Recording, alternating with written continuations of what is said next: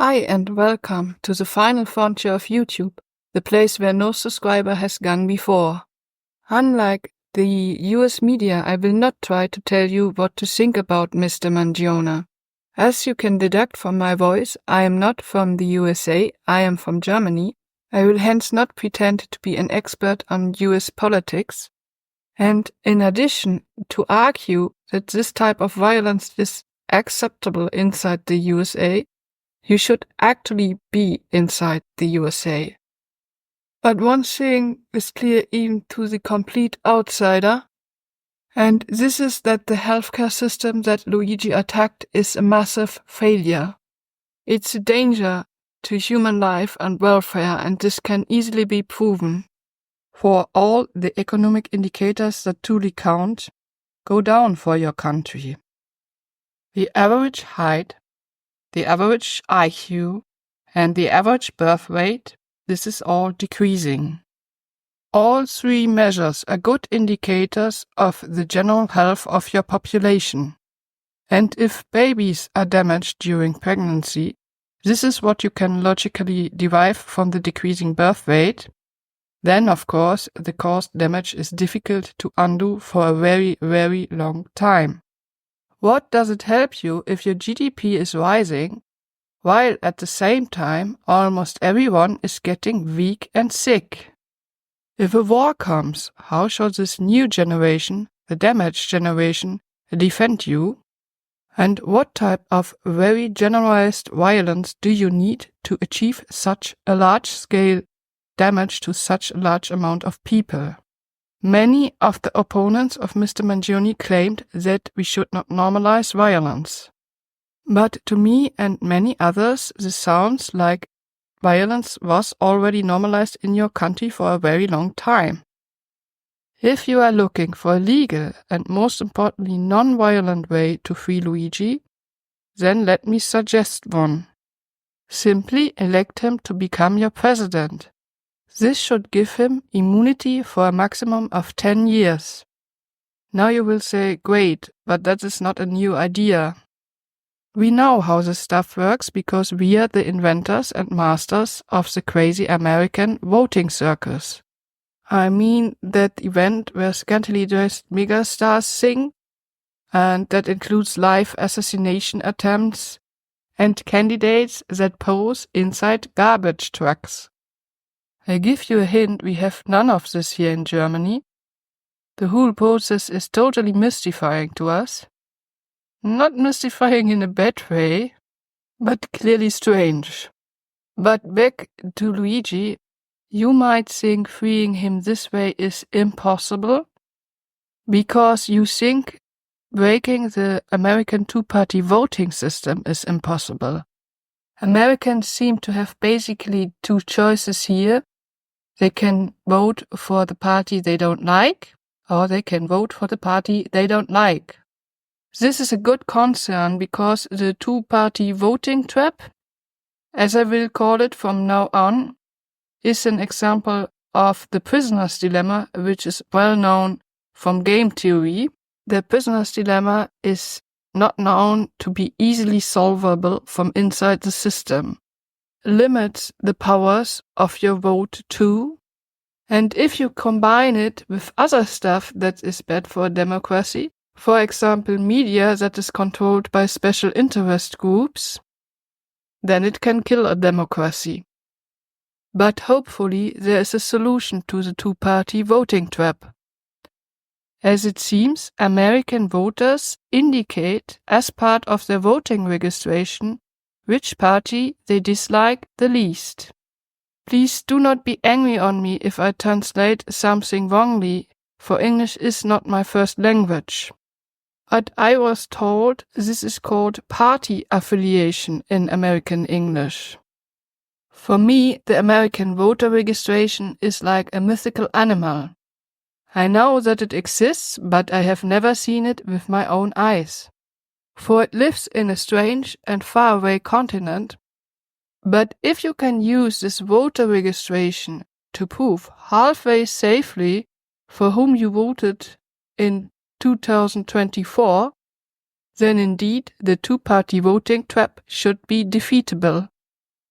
To achieve this, you first find yourself a friendly and trustable tech nerd. The criteria friendly and trustable rule out this guy, of course. And in addition, the nerd of your choice should, of course, not be either spending time in prison or spending his time inside the grave. By the way, the American elite should start to wonder why it is disliked so strongly by its strongest minds. Then you ask the nerd of your liking to not kill himself as part of some kind of crazy one-man stand that looks like it comes from a dystopian movie, but to instead embark on the nerd stuff we are all accustomed to. Humanity is simply not prepared for too much surprises of how genius-level nerds spend their free time. I speak from experience here.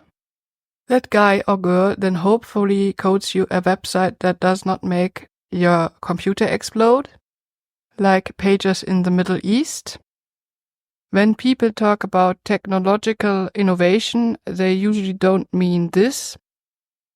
We don't want a download section for printable designs of ghost arms here either. The auto-firing drone with questionably reliable face recognition mechanism is simply not a good idea. No, and no, the purpose of the website is that both registered Democratic voters and Republican voters meet here. Well, maybe that website will explode anyway. But if both groups survive the first encounter here, then they hopefully agree on a tit-for-tat strategy. This tit-for-tat strategy, which will be executed fully anonymously, works as follows. For every Democratic voter that forgoes voting for his own party, one voter of the Republican Party will do the same, and both will instead vote for Luigi. The website's algorithm will keep track of these agreements. You will probably need a committee from both parties to ensure that data safety and anonymity is guaranteed. Ballot secrecy has to be kept at any step of the process, otherwise the website is not legal. On this new online dating service from hell, you will only be informed that there is a match, not who is the match. And that from now on you are supposed to keep your vows to your new unknown anti-hero from your favorite anti-party. Phrasing it this way, it somehow sounds exciting, but sadly it is not. Now obviously people can cheat on this tit-for-tat agreement, for you cannot go individually after cheaters. The names of those who cheated will never be known. And this is very good, because in this way the website cannot be used to coerce individual voters into something, but as you will see, it can deal out a kind of collective or reputational damage against the parties involved. For there will be always cheaters in every area of life. But are the members of a certain party more prone to cheating? I hope not. Nobody wants to be the party of the liars and the snitches, am I right? For now, I see no reasons why there should be more liars and tricksters in one party than in the other party. I am sure that regardless in which party you are, you will have the instinct that the members of the opposing party lie more, but this is probably more caused by our instinct for tribalism. To check if voters from one party systematically cheated more than members from the other party, all members should film an individualized QR code together with their voting slip. Yes, I mean the filled voting slip. These videos are then uploaded to the website. And based on this information, the website should be able to automatically calculate which of the two groups cheated more on average. After that was done, the prize for the party of liars and snitches can be delivered to the winning party, and to follow good old new American traditions, you might even deliver it with a garbage truck. Monitoring cheating, at least at the group level, is necessary in my eyes, because you need a certain force and power to break the famous prisoner dilemma. In reality, it might be enough that everyone involved believes that the prisoner dilemma can be broken, and it could turn into a self-fulfilling prophecy. But for the reasons explained, namely tribalism, we instinctively believe that this is not possible to make an agreement with members of the opposing party. Now, both parties will see this website as a danger, for if the two-party system is once broken, it might never come back, so that they will somehow try to attack this idea legally is relatively sure.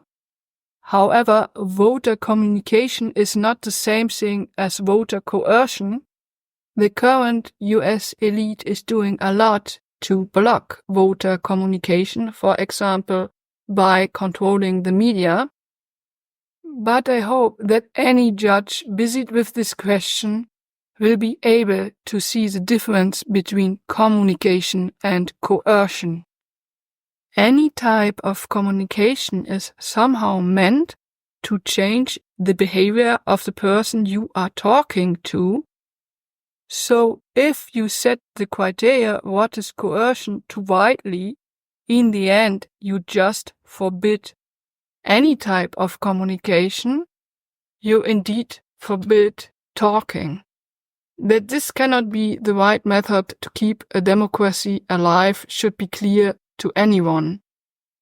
Some states already forbid the public disclosure of photographs or videos from inside the voting booth as a preventive measure against voter coercion.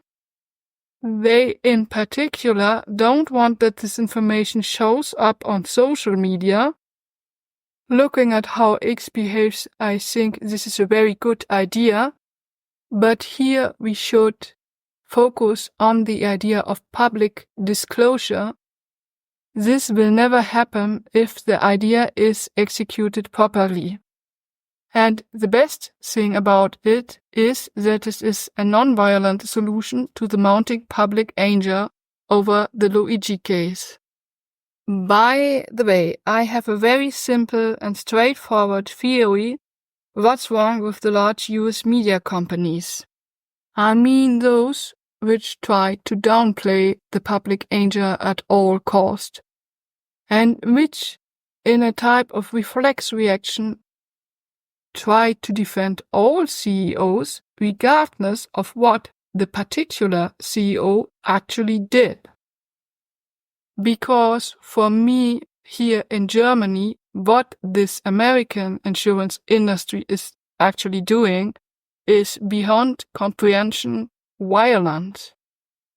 I mean, if you are denied healthcare or even just healthcare and time, this might kill you in a very, very cruel way.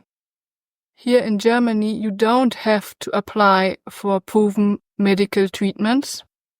The doctor gets a list of what is considered to be effective medical treatment, and then the doctor decides. Yes, doctors here have power because they, and not the CEOs, studied medicine. In some very rare and exotic cases, the patient have to make an application with the insurance. This applies more to technical equipment like beds for the elderly or training bicycles for the disabled. But by law, if the insurance company does not process this application in the time frame of 3 weeks, it is considered approved.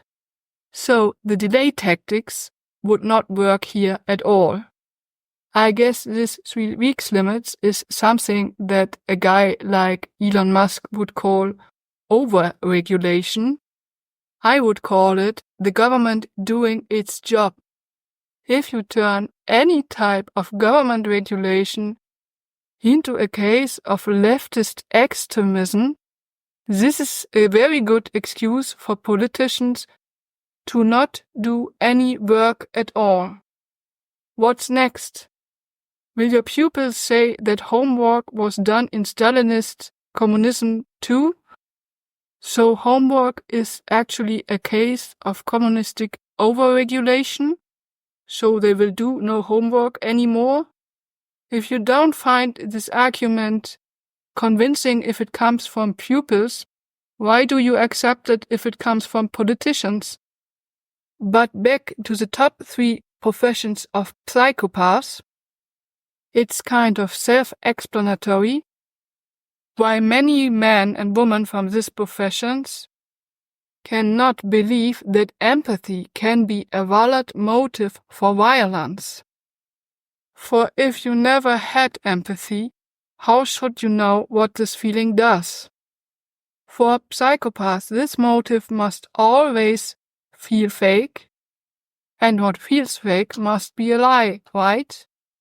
I think that is wrong. Empathy can make you go completely berserk. And if you don't believe this, go to a video about animal cruelty and read the comments below, and you will see that the majority of people has no problem with even burning an animal torturer alive if he did the same to an animal beforehand. Brian Thompson did not torture animals, he tortured humans. Because believe me, medical conditions that are not treated or not treated in time can cause torture-level pain. You can trust me on that because I suffer from chronic pain too, and I several times experienced circulatory failure from the pain level alone. But I believe that there are illnesses, like for example cancer, that can produce an even higher level of pain. Again, it is beyond my comprehension how you can delay medical treatment or painkillers in such a situation. No, luckily not all CEOs, lawyers, or media people are psychopaths. It's not even the majority. But those who are master manipulators. They are hence very good in drawing others into the troubles they cause, with the intent to use those who fall for these tricks as human shields. So don't fall for this we-them trick. Regardless of what your profession is, you don't want to be in a we-them team with psychopaths. And I really wonder how many of the richest people are actually psychopaths, if they think that this kind of medical treatment can be ethically justified in any way. Smart people and true patriots will too notice that America cannot afford a further decline in the overall health of its population. I warn you again, even if you are not a very empathic person, you will have to see that this very quickly can turn in an economic and a military problem too. In this sense, Brian Thompson was the opposite of a patriot. He really lived off the blood of people that are supposed to protect him if a foreign power like China or Russia tries to strike America. And here I give you a very general hint: never go in a we-them team with people that own private planes if you don't have one yourself. Those people tend to be very optimistic with what kind of antisocial behavior they can get away with, because they can literally get away, and very quickly.